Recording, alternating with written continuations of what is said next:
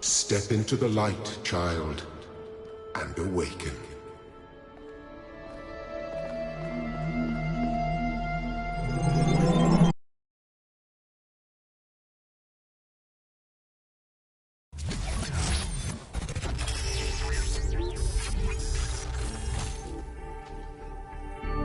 Ah, you're awake. Welcome to the world of the living.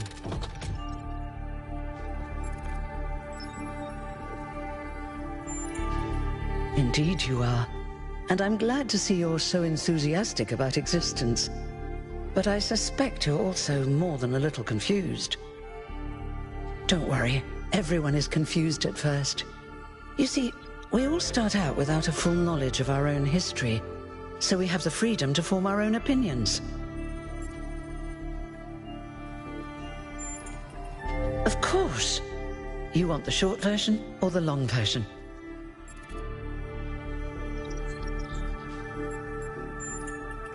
All right, you asked for it. A long time ago, our ancestors dominated this planet. We call ourselves human, like they did, but they were organic.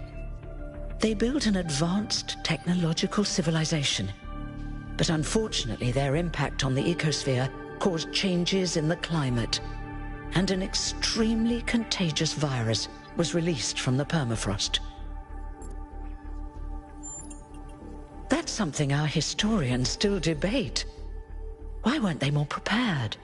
Why did they invest so many resources into making war, and so few into useful research?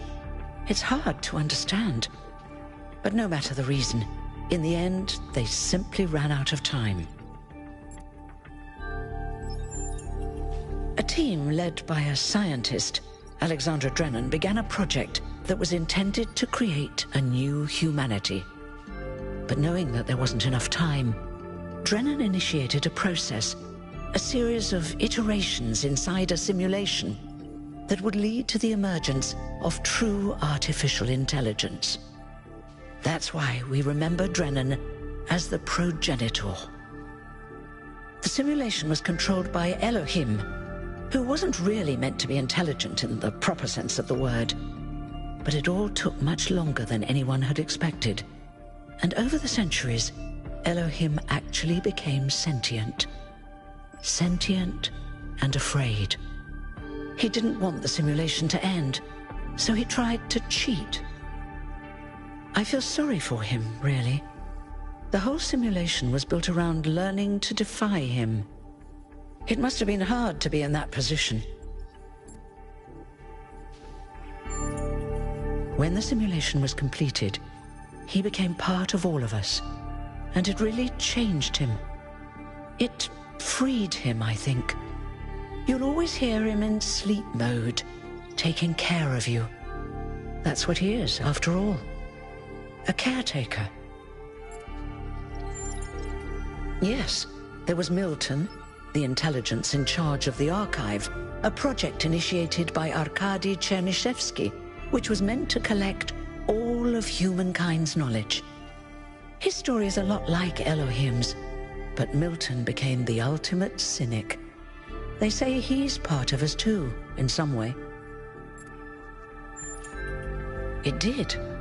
Long after our ancestors died out, the first new human was born.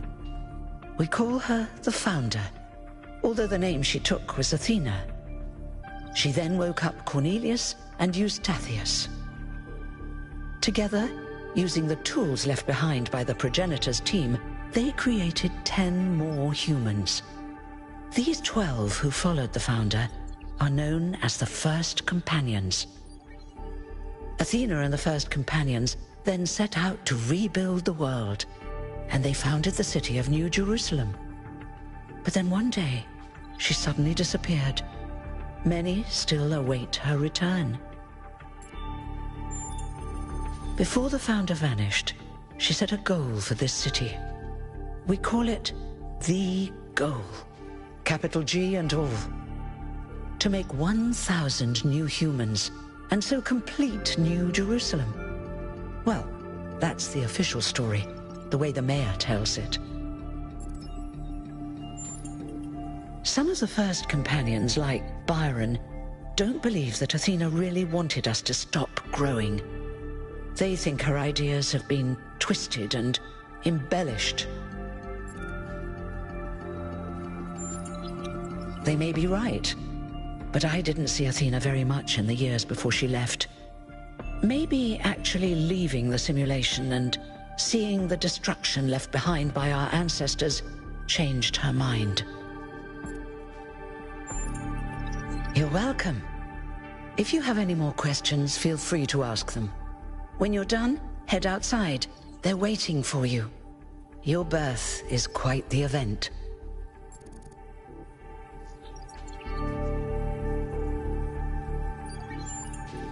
Me? Well, as you can tell by my number, I'm quite old. I wasn't one of the first companions, but I did know Athena personally. She and Cornelius taught me a lot. Although I suppose I've made a few improvements here and there since those days. We didn't have a lot to work with in the beginning. You've only just been born, and already you step right into a major controversy. The goal, as most people understand it, was fulfilled the moment you were born. Now New Jerusalem is complete, and we can live in balance, without damaging the world like our ancestors did. That's the orthodox view, I suppose, but there are many who disagree. You'll have to figure out where you stand for yourself. You won't age like our ancestors did, but of course, there is always some wear and tear. You should probably schedule a checkup every decade or so. Oh, and be a bit careful with water. You won't die if it rains or anything, but we're running low on insulation material. I wouldn't go swimming if I were you. I haven't really thought about it. This is all I've done for the last few centuries, and I like doing it. I guess for now I'll just take a break and we'll see what happens. Oh, one more thing. Like all citizens of New Jerusalem, you have access to the interface, which you can use to read the news, chat to your fellow citizens, and so on. It's a crucial tool, and modular too. You can easily add new functions. Just don't subscribe to too many newsletters at once.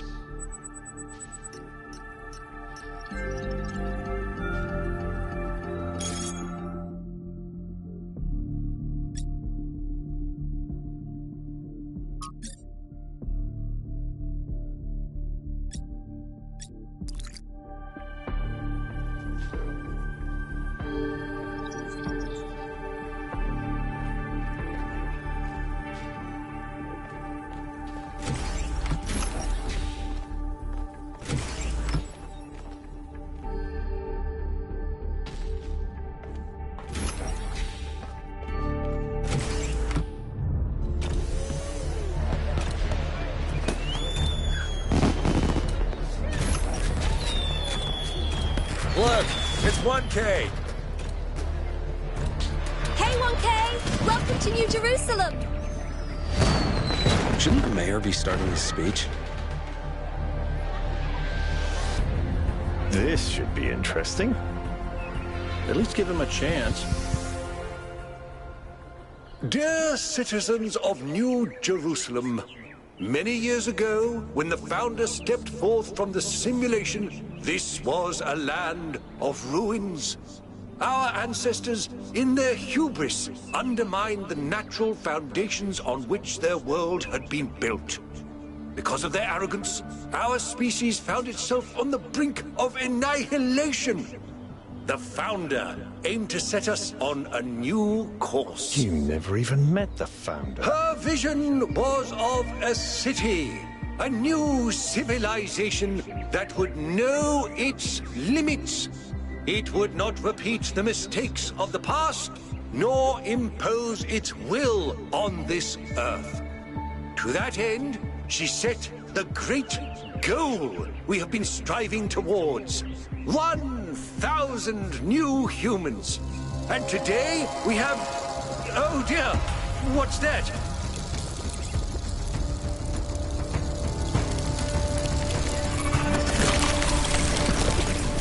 People of New Jerusalem, I am Prometheus, and I will reveal that which was hidden.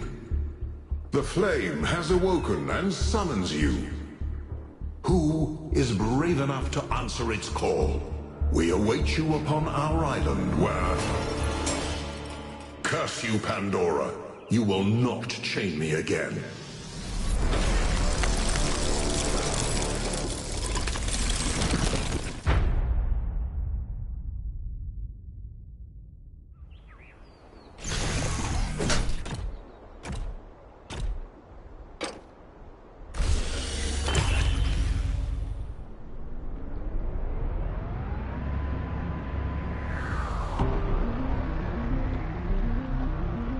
I told you we should have investigated those energy readings.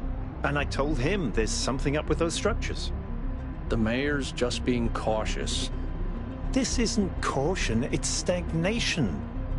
Exploration? Too dangerous. Expansion? Too dangerous. We barely even scavenge anymore. You call it stagnation, I call it balance. And I call you an idiot. Here's a thought.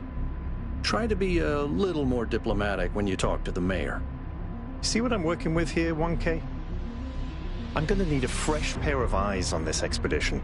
Someone who hasn't spent several centuries hearing about the goal and the founder and all that nonsense. If you're up for an adventure, meet us at the conference room.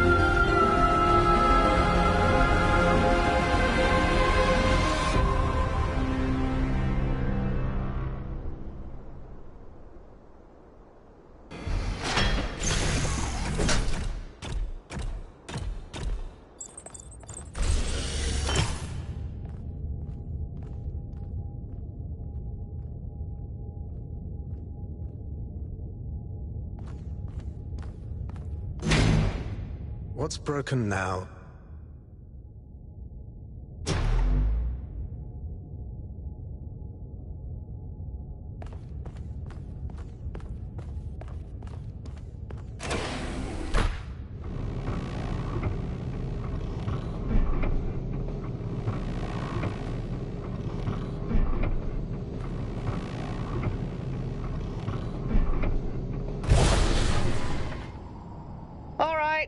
Listen up. I know you're all having fun down there, but the grid is overloaded again, so maybe you could switch off your personal consoles or your lawn mowers, or whatever the hell you've all decided to switch on all at once. I might not be around to babysit you for a while, and you don't want stuff breaking while Pellegrino's in charge, do you? That's it. That's it. Don't worry, 1K. I see you there in the elevator. I'll have you moving again in a jiffy. Great way to start life in the city, huh? What the hell is a jiffy? These bloody language libraries.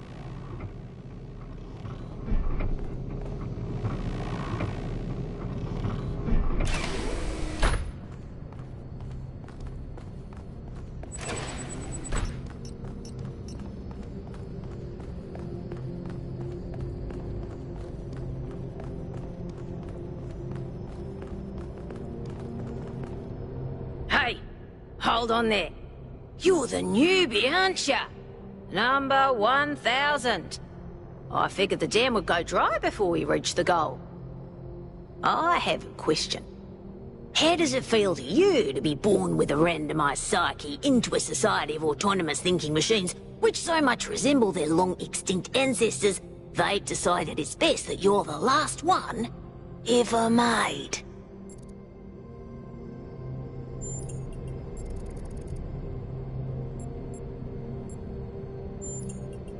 Why?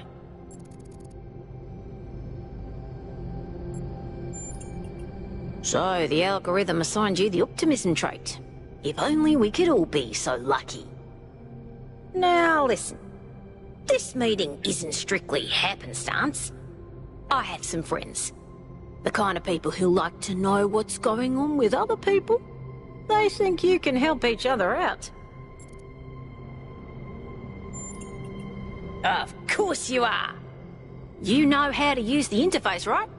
I'll talk to my friends and see if I can't play matchmaker. And before you go, a word of advice. Not everything around here is how it appears.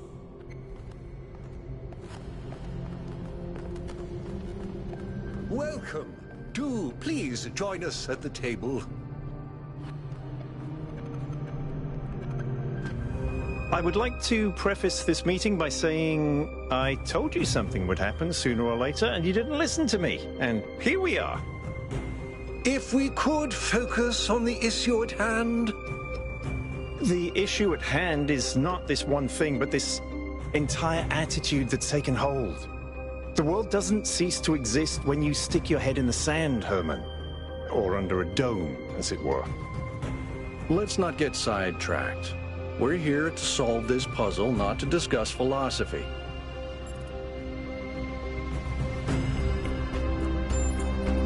Of course. I'm sorry you've been dragged into this. I'm sure this sort of adventure is the last thing you were looking for on your first day.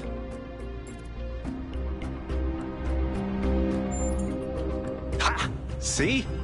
A fresh mind is open to the possibilities. Yakut, I think it's time for the briefing.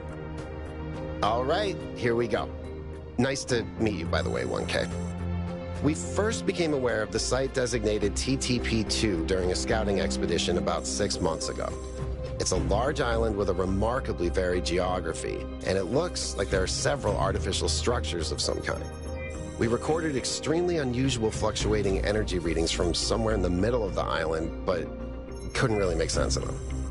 I wanted to go and have a closer look, but the decision was made that it was too far and not relevant to the goal. Now it looks like whatever's on that island has reached out to us instead, in the form of that projection. We may not be interested in the island, but the island is definitely interested in us. I don't share your enthusiasm for the unexpected, but Byron has been requesting an expedition for some time now. And at this point, I'm forced to agree that it's necessary. I agree. Then it's settled. The expedition is approved. Byron, you will be in charge. Al will be your second in command to ensure a balanced approach. You'll take Melville and Yakut, as you requested, and if 1K wants to join you, that's fine by me. Excellent. Oh, this is going to be fun. Come meet us